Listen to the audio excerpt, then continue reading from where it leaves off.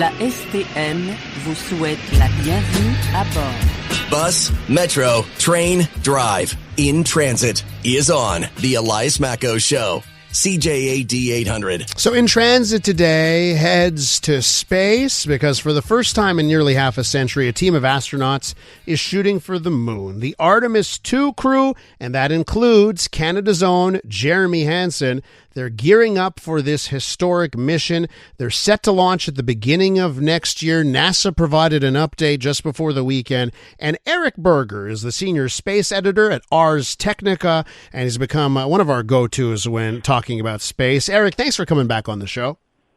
My pleasure. Good morning, Elias. So why don't you actually, just to start us off here, for our listeners who may not be aware, maybe they've heard the name Artemis a couple of times, but tell me about Artemis, the Artemis II mission, and what should our listeners know about that mission before we get to the latest updates? So what people should know is that Artemis is the effort of NASA and lots of partners in the Western world to go back to the moon and eventually set up a settlement there. And Artemis II is really the first step with humans on board.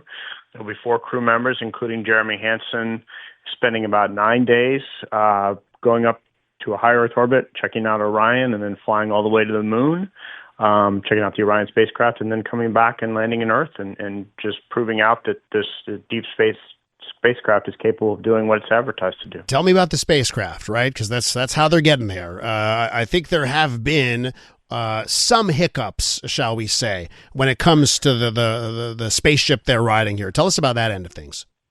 Yeah, so this Orion vehicle did a test flight a couple of years ago, and it had some issues with the heat shield upon reentry to Earth's atmosphere. NASA believes that it understands why that the pieces of the heat shield were falling off. And now, thinks it has addressed the problem so it won't happen again. There's also been a lot of intensive testing about the life support systems on the spacecraft. It's got to keep 4 people in a relatively small area, an area smaller than a minivan, alive in deep space for almost 10 days. Smaller than a minivan. Wow. Okay. That is going to be cramped quarters. Have they done enough testing? I'm just trying to think about all the, and I'll be very honest, Eric, like I'm kind of comparing it to like SpaceX Starship. Seems they do all these tests all the time. And I haven't heard about many. Has this vessel, has it been tested enough in your estimation? Absolutely. It's a completely different vehicle from Starship, a completely different design methodology. The Orion program is actually 20 years old now. And so the vehicle has been tested, I think, ad nauseum. The crew, I spoke to all of them this past week, and they were all basically said they were ready to fly. They felt like they had undergone, nearly 3 years of training for the mission and all the contingencies and felt confident in themselves and the vehicle and the mission. And the update that we got before the weekend, and having been able to talk to the astronauts here, what are you taking away from the latest about the Artemis II mission? I think the latest is that it's actually happening, and pretty soon. It could happen as early as February 5th, a launch time of 8:09 p.m. Eastern. Now, given the past, we can probably expect some launch delays, but that's not too far into the future. The spacecraft is soon going to be mounted on top of the rocket. It'll roll out to the launch site probably in January. And so launch is imminent. And it's going to be very exciting. These are 4 fantastic people, like literally just iconic astronauts. And it's going to be awesome to see people fly into deep space again for the first time in more than half a century, and with the promise of something greater in the near future. And Eric, we've had Jeremy Hansen, the Canadian astronaut, on this program before, and he just seems like a salt of the earth, a great guy when you talk to him. Can we look beyond, so Artemis II, it's a success. Does the program have more runway? Is the funding there to keep it going and get to those eventual goals for the moon?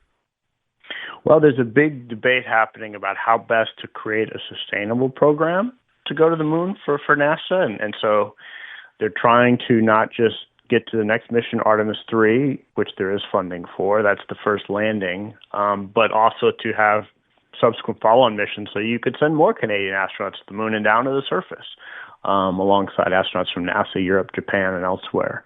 The big question, of course, well, there's a couple. First of all is NASA going to be able to accomplish this before China gets to the moon, in about 5 years from now?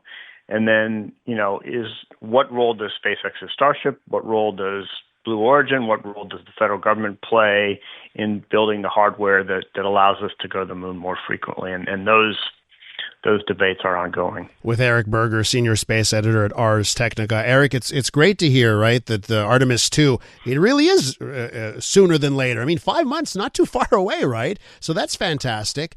If we are in a real space race now against China to get to the moon, what's the timeline for Artemis III and beating them?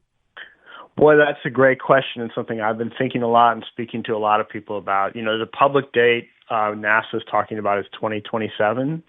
That's completely unrealistic. Internally, SpaceX is telling NASA that it can have its Starship lander ready by 2028. I also think that's probably unrealistic. It's going to be a close thing between NASA and China. And at this point, given the much more simple design of China's lander, I would predict that China actually lands humans before NASA does again. Wow. Now, for Artemis III, they won't necessarily use the same vessel that Artemis II has used? Well, they're going to use Orion with this spacecraft. That one is already built and in processing, and a similar rocket. But they need a lander to go down to the surface of the moon. Gotcha. And so that's where they've contracted with SpaceX and its Starship vehicle. But Starship is very large, very complex, and as you alluded to, has had some difficulties as they've been testing it out. Now, SpaceX has a lot of hardware; they're moving quickly, so they're going to overcome these hurdles, but it's going to take some time. So just on the Chinese effort here, because I imagine China is a bit more opaque when it comes to getting details out of the program. I would imagine they're going to run into issues as well. Like, it's not easy going into space. Like, they're going to have to probably go back to drawing boards and try new things. Like, so do we have any indication of just how far along the Chinese efforts are? And, I'm surprised to hear you say that you think they'll end there first. So, yes, China is very opaque. And one of the things I don't like is they don't really announce beforehand the missions that they're going to do in detail, or even who is going to be flying them. However, they have had some recent successes. They just did several fueling and ignition tests of the rocket that they're going to use to send astronauts to the moon. They've tested their lander. They've basically suspended it in a 1/6 gravity and had it fire its engines and flow up and do a practice landing.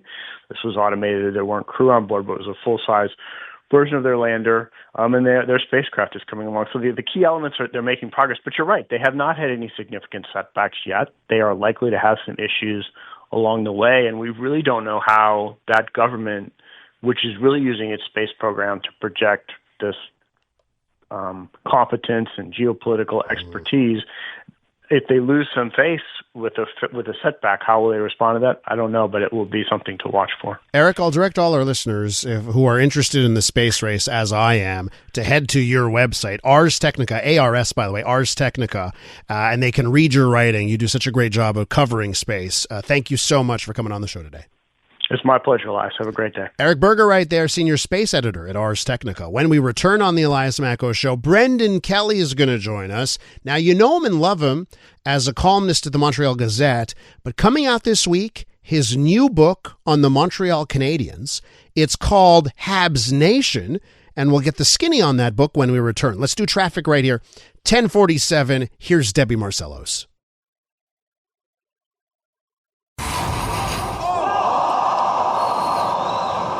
I'm Dylan Playfair. And I'm Tyler Smith. We're putting loneliness in the penalty box by talking to some of our favorite athletes about the importance of friendship. This is Bromance. Bromance is brought to you by Charm Diamond Centers, proudly Canadian-owned and operated. Charm has been part of your love stories and bromances for over 50 years. And you can find Bromance on the iHeartRadio network or wherever you get your podcasts.